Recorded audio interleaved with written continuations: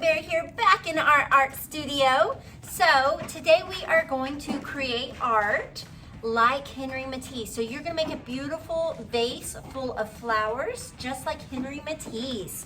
He loved to use colors. He loved to cut and glue paper, making collages, and it is a lot of fun. I hope you have fun making this project. We're gonna use patterns, lines, shapes, and collage. All right, let's get started.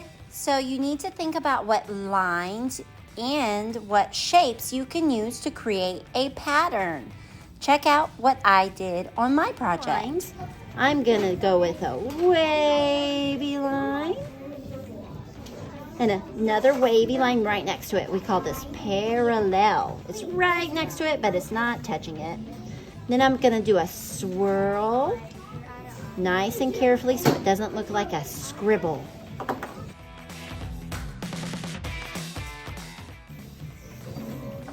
And I'm going to keep repeating my pattern. Wavy.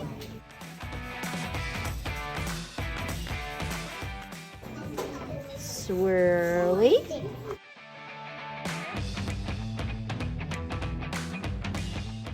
And now here's the fun part. We are going to paint with bleeding tissue. You're gonna choose between cool or warm colors. I am going to go with warm colors. And what you're gonna do is you're gonna paint your paper one little section at a time with water. So add some water. You can create whatever pattern of colors that you want, or you can just do a mix of them. And you're going to put your tissue paper down where you painted the water. It's got to be wet. Don't put it on the dry parts. So now I'm going to paint a little bit more.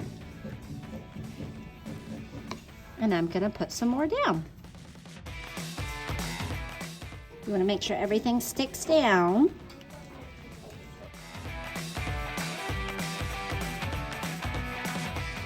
Make sure everything's stuck down. Now this has to dry. After it's dried, we'll take all the tissue paper off. Okay, so now we are ready to make the tablecloth or the table. So I have a piece of paper. I'll let you choose from paper that are cut 6 inches already for you. If you went with a warm color background, you will pick a cool color table. And then you can color a texture. So I have my placemat. It's literally a table placemat. And we're gonna lay it down on top of paper on top of it. Put your crayon. I'm using a warm color crayon because I want it to stand out. Choose your crayon like that. Pinch it tight and then do your texture rub. All right, and now I have this cool texture on my paper, and this is gonna make a great little table for my picture.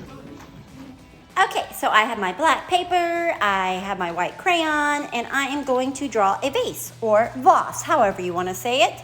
There's so many different types of vases and different shapes of vases that you can draw. I'm going to go with a traditional kind of shape here. And I am going to draw as big as possible. Okay, so no teeny tiny vases. You want to draw big. I'm going to make it nice and plump, nice and round. And I'm going to make it the same on each side. That's really important. What do we call it when something is the same on each side? Symmetrical. That's right, symmetrical. Good job. All right, so I have my beautiful vase here, and I'm going to make it even more beautiful by adding some really cool, fun, cut up pieces of paper. They're like painted pieces of paper, so colorful. You're gonna glue down one piece at a time.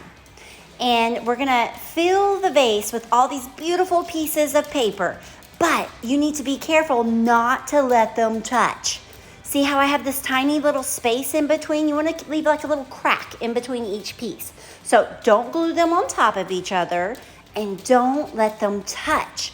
But they can't be too far away either, right? So you want to fill the whole vase up and try to stay in the line. But if you get out the lines a little bit, that's okay because we're going to end up cutting the vase out. And remember, dot, dot, not a lot. We only need a little dot of glue, enough to hold it down, but not a big old giant glob so that it squishes out everywhere, right? All right, here we go. My beautiful little mosaic vase. After everything's glued down, I want you to pick it up, press down on each piece, make sure nothing falls off of it. Everything's nice and secure. And now I can start putting my table and my vase together. So I'm adding a little bit of glue to the back of my table paper. And I want to be really, really careful, guys, to line it up at the bottom of my paper. Try to get it as straight as you possibly can. And then cut out your base and glue it down. But not on the bottom, not on the top or the side. No, no. Glue it down in the center of your table. It's sitting on the table. All right? Add enough glue to make it stick down, but not enough glue to where it squishes all out. And press it down. And now we are going to paint some stems for our flowers with a little paint and some cardboard. So this is really simple. Take the thicker side of your cardboard, in the long side, and you're going to dip it and stamp it. So right above, try not to get it on your base. Very carefully stamp one stem.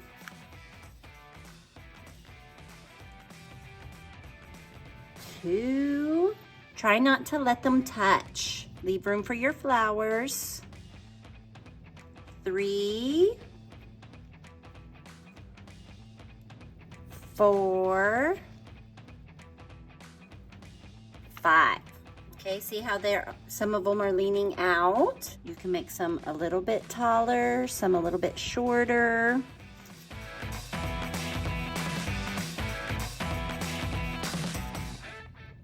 Okay, and now you are going to make some little button flowers out of paper and glue.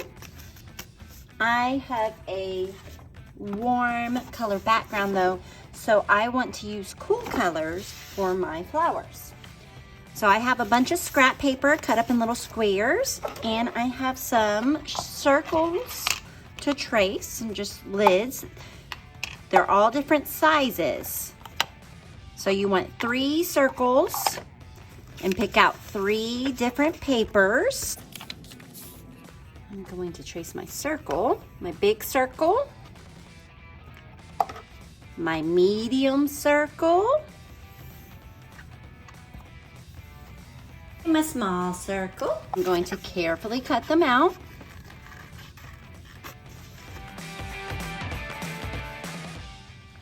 And now I have my 3 circles, and now guess what we're gonna do? We're going to wrinkle them up. So try not to tear them. I want you to wad it up into a little ball, and then you're going to carefully, not to rip it, unfold it, and flatten it back out. There we go. Do that to each piece. And now we are going to glue them together with a little dot right in the middle of your large one. Stick your medium one on top. Add a little dot on the middle of your medium one. Stick your small one on top. And now we're gonna add the button. Another little dot. Just a little bit of glue goes a long way. You don't need a bunch. And glue that on top. And voila, it's okay, it'll dry clear. We have our flower. They do not have to be perfect circles. Continue making 3 or 5 flowers. It depends on the space. Some of you might need more than others. So I'm gonna choose a different combination, and I'm gonna draw some more flowers. Or you can make them different sizes. Maybe some of your flowers are a little bit smaller than others.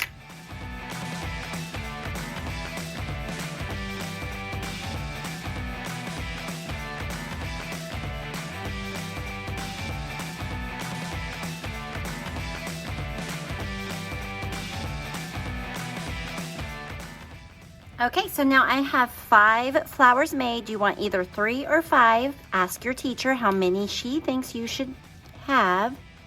And I'm just rearranging them to see which way I like better. How should I arrange my flowers? So I think maybe that one there. You don't have to put a flower at the end of every stem. You just need to cover some of the tops up. That looks pretty. I love it. So let's glue them down. And we are all done. I think it turned out magnificent. Thank you for creating with me. I can't wait to see your finished project.